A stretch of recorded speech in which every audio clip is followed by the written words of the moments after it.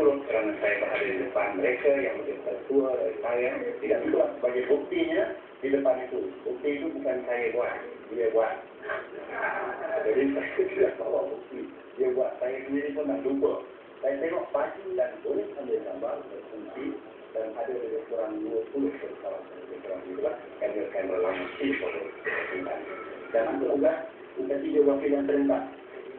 Dia kemudian menyampaikan 3 negara ini.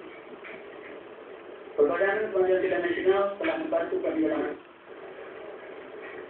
kodi dari Pak Muhammad G. Siti Fairul dan ada waktu orang lagi minat tadinya dan bermaaf sudah tak ada lagi sosial gambar Jintan Udin yang diambil dari Medan. Gambar itu paling ditayanginya katanya sebab satu kampanye yang baik. Jadi alhamdulillah menjelang 2 hari sebelum acara ini gambar itu tersiar di UAT.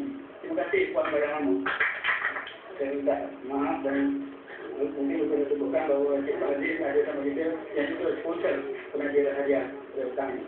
Sekian, terima kasih. Dengan nama Pak Wan saja.